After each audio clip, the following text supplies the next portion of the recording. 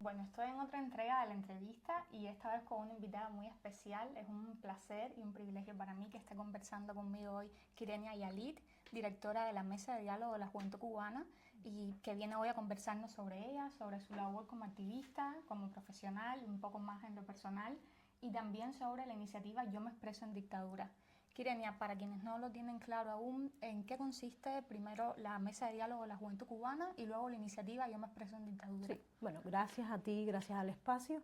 La mesa surge en febrero del 2014 y fuimos un grupo de jóvenes líderes en ese momento que necesitábamos tener un espacio nuestro particular.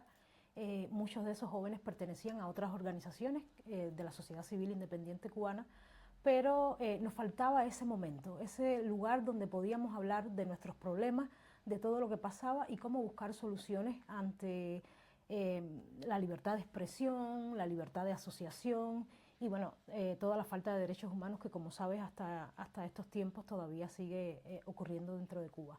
En ese inicio nos planteamos dos objetivos fundamentales que tenían que ver con fomentar el liderazgo en los jóvenes cubanos y luego hacer incidencia en el tema de los derechos humanos con énfasis en los derechos juveniles. Ya para el 2020, que habíamos trabajado en toda la formación, en temas de liderazgo, derechos humanos, mecanismos internacionales de denuncia, o sea, cómo hacer una denuncia y que tuviera un impacto ante los organismos internacionales, en el 2020 nos planteamos la campaña Yo me expreso, exprésate en general. Y a partir de ahí lo que buscamos es ampliar las capacidades de las juventudes cubanas para expresarse desde diferentes tipos de manifestaciones, fuera del arte, del periodismo, del propio activismo que ya veníamos haciendo. Y bueno, ese es el surgimiento, digamos, como la semilla para ver. También el tema de la pandemia fue una de las cuestiones que más nos hizo modificar y pensar en este nuevo objetivo de cómo llegar a los jóvenes y a las jóvenes dentro de Cuba sin poder tener actividades presenciales, que era como lo hacíamos en los años anteriores, bueno, siempre que podíamos hacerlo porque siempre estaba el hostigamiento y las detenciones de la seguridad del Estado. Kyrenia, antes de conocer un poco más de ti, me gustaría, he visto en las redes, viendo un poco tu trabajo, que también estás muy dedicada a la visibilización de la situación de los familiares de los presos políticos que se encuentran en Cuba y que también sabemos que el régimen se encarga de hostigarlos, de crear también una circunstancia particularmente difícil para esos familiares de alguna manera. Y bueno, quería preguntarte si podemos referirnos a la cifra aproximada de presos políticos actuales en Cuba y también a alguna situación en particular con sus familiares, si tienes contacto con ellos o cómo Claro. describiríamos eso en este momento. Sí, sí, bueno, como te decía, de Exprésate, que comenzamos trabajando desde esta perspectiva, vimos entonces la posibilidad, al ver la posibilidad de ampliar esa capacidad de los jóvenes, vimos que en los artistas, y sobre todo artistas urbanos, había un camino que hasta ese minuto no habíamos podido colaborar, aliarnos, y que fueran fundamental en la visibilidad de lo que había pasado en Cuba, no solo en el 11 de julio, ¿no? Yo creo que el 11 de julio marcó un antes y un después, pero bueno, yo trabajé mucho tiempo en la Comisión Cubana de Derechos Humanos y Reconciliación Nacional y estaba encargada en el área de información de trabajar con los listados de los presos políticos, o sea, todo lo que pasaba, y también con el hostigamiento, la represión que se daba mensualmente en el país. Te estoy hablando del 2012 hasta el 2016 aproximadamente, que fue que trabajé. Entonces, ya yo venía con esa sensibilidad de trabajar con los familiares y vi la posibilidad de, si estábamos trabajando con jóvenes que hasta ese momento no tenían una conciencia total de la situación, o por lo menos no la veían como lo vemos los activistas, no están en constante intercambio, de cómo podíamos hacer que estos jóvenes pudieran ver la situación de los presos políticos y sus familiares. Y bueno, a partir de ahí es que entonces surge Exprésate Artista, Exprésate en Dictadura, y esta nueva entrega que es Yo me expreso en dictadura. Vía de lobos hay palos contra corderos, la orden fue dada, perros acatan sin peros, enfilan su furia a quien carga la bandera y convierte en un reo un compatriota sincero. Cómo los artistas pueden darle voz a lo que cuentan, a toda la violencia que viven constantemente, ¿no? El número constantemente va cambiando. Antes del 11 de julio había más de 150 presos y luego después del 11 de julio se han contabilizado más de 1000 presos políticos en el país. Yo creo que la cifra ahora ahí no la tengo muy clara, así que esto lo corta, pero creo que está como en los 700 o algo así, o sea que están detenidos. Y yo creo que es muy poco también lo que hemos hecho, porque trabajamos en cada entrega entre 10 y 18 familiares de presos políticos, cuando hay tantos, pero también tiene que ver con hasta dónde podemos llegar, ¿no? La capacidad que tenemos de llegar también dentro del país. Hay que pensar también en el tema de la represión y todo lo que pasa dentro de Cuba. Sí, yo veía justo en las redes de tu proyecto que había un testimonio de la madre de una presa política que ella describía, yo creo que perfectamente, los mecanismos que tiene la dictadura para imposibilitar la vida de las personas que tienen un familiar preso político. Ella concretamente decía que sería incapaz de volver a ser empleada por el Estado cubano porque había como cierta veta de tener un familiar preso político, ¿no?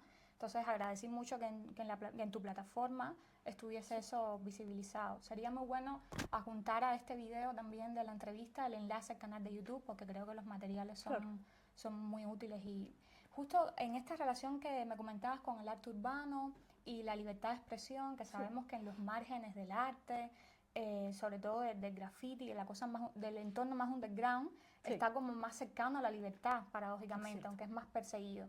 Quería preguntarte por tu relación personal con el arte urbano. ¿Cuál es tu acercamiento al rap, a todo este universo de la contracultura en Cuba? Sí, bueno, tiene que ver sobre todo con cosas que quise hacer probablemente en mi primera juventud y que no la logré. O sea, me decidí por estudiar psicología, pero yo creo que estaba más, mis aspiraciones de adolescente tenían más que ver con el arte,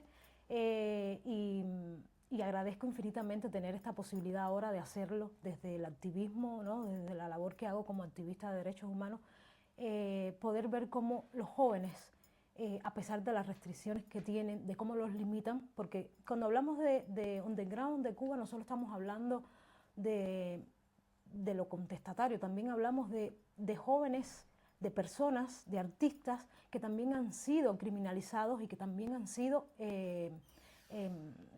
digamos, sacado de los espacios a lo mejor que el propio régimen les podía ofrecer, pero que no se los da, porque la mayoría son afrodescendientes, porque vienen de barrios marginados, o sea, porque no tienen, económicamente, no tienen un sustento para hacer una carrera determinada. Entonces, yo creo que también yo veo el proyecto como eso, como la posibilidad de darle voz o de ayudar a que los artistas a través de su arte, ya sean grafiteros o raperos, puedan visibilizar su arte también, visibilizar la situación de los presos políticos y darle al menos mínimamente la posibilidad de que puedan transmitir eso que también ellos quieren hacer desde el underground. Entonces, lamentablemente, como sabes, en Cuba es criminalizado cualquier acción que pueda ser contestataria y bueno, nada, es un poco también mostrar ese talento que hay innato dentro de la juventud cubana y todo lo que puedan hacer.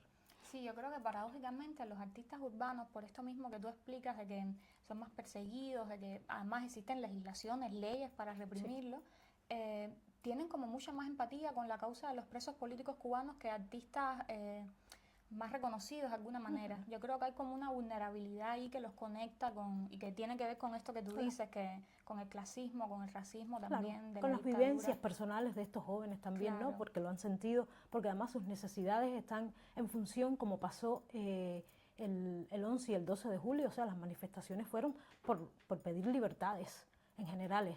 No solo tenía que ver con las necesidades básicas de alimento, de salud, también tenía que ver con la no posibilidad de expresarse, de poder sentir y decir, bueno, estamos viviendo una situación que no es normal, que no tenemos derechos. Y yo creo que sí, que tiene que ver con eso, con la empatía con sensibilizarse ante estas causas. Cuando tú escuchas los testimonios, no solo las canciones, o cuando ves algún graffiti de los que han participado en nuestro proyecto durante estos 3 años, te das cuenta que hay una sensibilidad ahí detrás, de lo que ellos logran plasmar en una pared, o de las letras, por ejemplo, de esta que acabamos de sacar de Mato, que se estrenó el lunes pasado.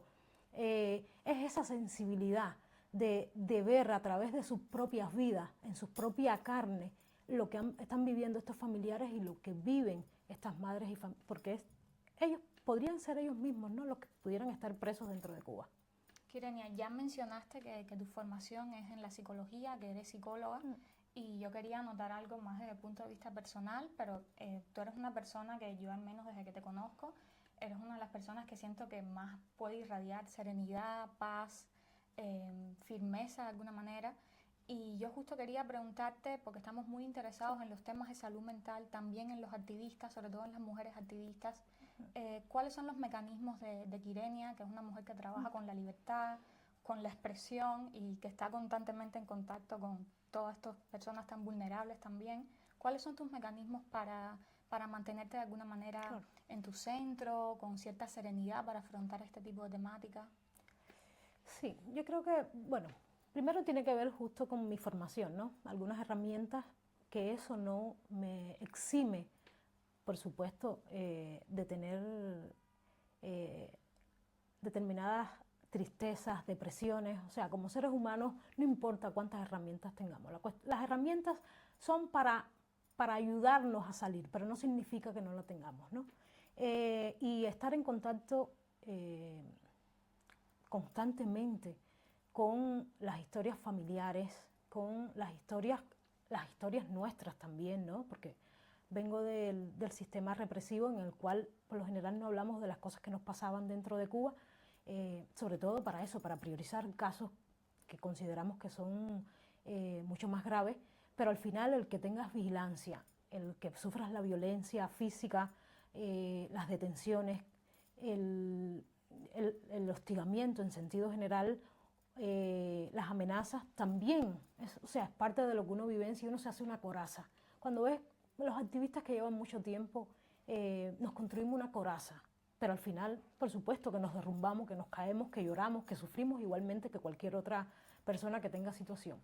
Pero yo creo que tiene que ver con eso, porque con determinación, con querer decir, bueno, esto es lo que decidimos hacer, es ayudar a cambiar el país, aunque sea mínimo, aportando el granito, porque lógicamente no lo vamos a cambiar absolutamente todo, necesitamos del pueblo, de la ciudadanía completa, pero tiene que ver con eso, con mecanismos que nos vamos construyendo en el camino, de contar con una red de apoyo. Eso es fundamental para los activistas, para las madres y los padres, para los presos políticos, para las presas. ¿Con red de apoyo te refieres a amistades, personas cercanas o cosas más gubernamentales? No, personas, sobre todo personas. Y también el acompañamiento de organizaciones internacionales, de organizaciones aliadas también es importante. Pero uno necesita siempre tener personas que estén ahí. O sea, personas de confianza, para que uno pueda depositar toda esa, hacer catarsis para seguir adelante, para decir, bueno, me caigo en este momento y me levanto y sigo, ¿no? Entonces, la red de apoyo puede ser desde muchas perspectivas, pero sí, esa red de apoyo cercana es sumamente importante para todos los que hacemos el activismo, el periodismo dentro de Cuba y fuera también, ¿no? Y bueno, eso, yo creo que también una de las cosas que más me ha dado fuerza a mí es el poder estar en contacto con familiares y con activistas que aún cuando le están pasando muy mal, aún cuando la situación se les sale de las manos, tienen una fuerza y nos dan fuerza a nosotros también para seguir. Entonces yo creo que ese es el incentivo, ¿no? Y a mí me gusta eso, a mí me gusta, a pesar de ver la situación como está, a mí me gusta ser optimista y pensar que dentro de las cosas que nos pasan como seres humanos tienen que ver con los cambios que damos. Si no cambiamos nosotros, no cambia nada. Y yo creo que el pueblo cubano ha ido cambiando, concientizando la situación que hemos tenido. No somos el mismo pueblo de hace 20 años ni de hace 30. Y creo en eso, en que la posibilidad de cambiar, de incidir mínimamente, yo incido en 10 personas, tú en 10, la otra activista en 10 más, y eso de alguna manera hace que crezca ese número de personas que va concientizando la situación. Yo también lo veo, creo que con esa esperanza que lo ves tú. ¿Cuántos años llevas fuera de Cuba, Kyrenia? Porque estamos filmando esta entrevista en Madrid. Sé que antes de estar acá estuviste en Buenos Aires. ¿Cuándo saliste de Cuba? Salimos en agosto del 2022. ¿Y qué ha sido para ti en este proceso migratorio algo particularmente difícil para ti o que te haya costado de este proceso de la migración? Bueno, yo creo que muchas cosas, ¿eh? Primero, el desprendernos de nuestras raíces, del lugar el que construimos, y es literal, para vivir, el tener que dejar atrás, no hablo de las cosas materiales, hablo de las personas queridas, del diario que uno vive dentro de su país. También, bueno, igual, estar fuera implica entender que puedes o no regresar, o sea, y no es por una voluntad, sino porque alguien te lo imponga. Yo creo que eso, además de dar rabia, da tristeza, ¿no? Saber que no es solo una cuestión de que nos planteamos y decimos, bueno, como personas nos planificamos, hacemos tales cosas, salimos, entramos dentro del país, como cualquier ser humano, ¿no? Los cubanos, si te metes con el régimen tiene una respuesta para ti, y esa respuesta puede ser definitiva. Entonces, cuando tú empiezas a analizar esas cosas, son temas complejos que muchas veces no las pensamos en un inicio, pero que luego uno las va concientizando y te desarraigan. Eso es lo que tratan de hacer, ¿no? Entonces, el que estemos trabajando constantemente con Cuba es un pedacito que tenemos, pero es un dolor también. O sea, saber que uno nunca sabe cuándo va a regresar, cuándo va a estar.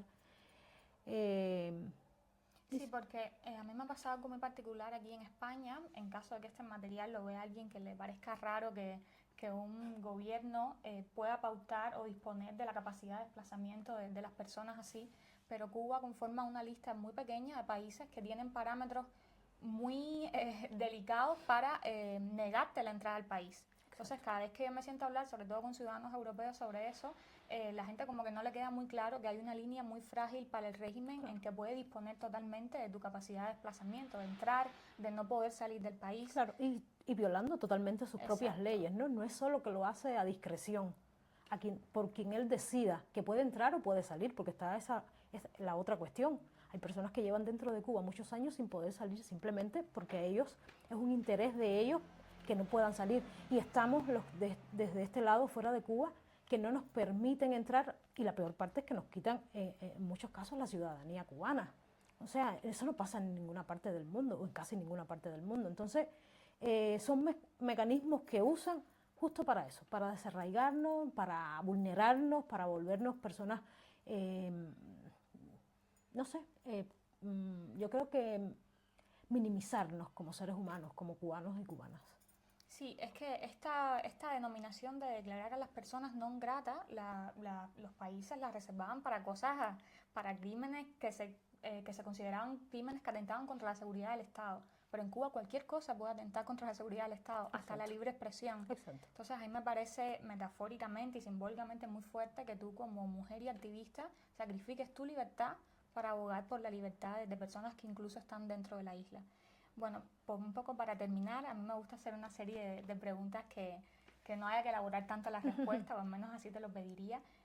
2 sitios que te den particularmente mucha paz, pueden ser interiores o exteriores. Sí, el mar y lo alto de una montaña.